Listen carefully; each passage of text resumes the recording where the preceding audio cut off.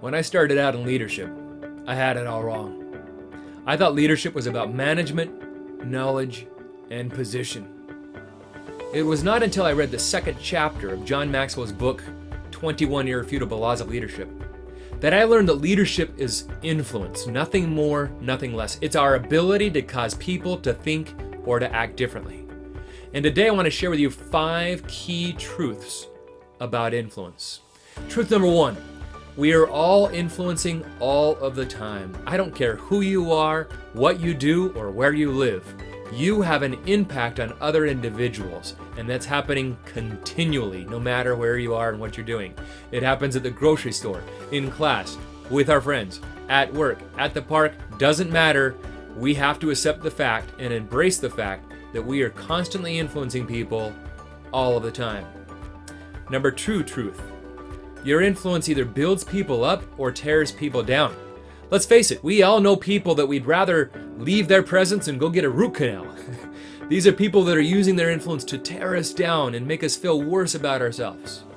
We also know people that cause us to feel better whenever we're in their presence. We look forward to the opportunities to spend some time with them because we come out better at the end. Number 3, your influence can grow. So it doesn't matter how much influence you have with anybody. You can be able to grow and increase in that degree of influence.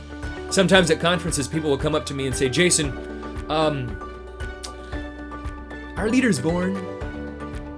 And I always respond the same way, and I say, absolutely, leaders are born. Of course they're born. I've never met an unborn leader. But they've all had to work at developing it. In fact, every leader that I've met has worked very hard at developing their skill and growing their influence. Kuzin Posner, who wrote the book The Leadership Challenge, said this: let's get something straight. Leadership is not some mystical quality that only a few people have and nobody else doesn't. Leadership is not preordained, it's not a gene, it's not a trait. There is no hard evidence to support the assertion that leadership is imprinted in the DNA of some individuals and that everyone else missed out on or are doomed to be clueless. That is, your influence, no matter who you are, can grow. Truth number 4, as you increase in your influence, you also increase in your leadership. Stanford University did a study a number of years ago to find out what creates success in leadership. And they'd realized that there were 2 things. You've got to know what you're doing, and you've got to get along with people. Now, I'm not from Stanford. I didn't graduate from there at all. I have no degree from Stanford University. But I can tell you this. Duh. It doesn't take a genius to know that you've got to know your stuff and you've got to know how to get along with people. However, here's what Stanford said. That the most important thing is getting along with people. In fact, 85% of your success will come from your ability to get along with people as a leader compared to your technical knowledge, which is only 15%. So, continue to increase that degree of influence that you have and continue to become a better and more influential leader. And number 5, the person in the room with the most influence is the leader. Go to any team meeting and you'll recognize that the one with the most influence is the person leading that team, even though they may not have the title. When I was leading a school, I knew of a social studies teacher that had more influence than me.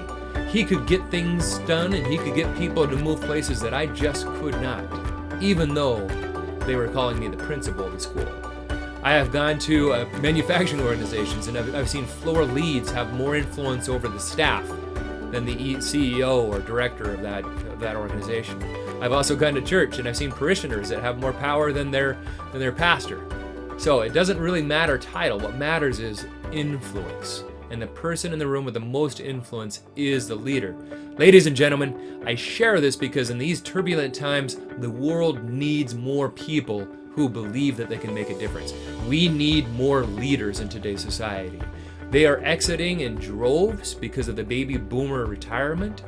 We are faced with incredible challenges and tasks and situations that we've never experienced as a society before, so we need more leaders. We need people who understand the power of influence and who want to intentionally grow their influence and use that in a positive way to make a big difference in the lives of other individuals.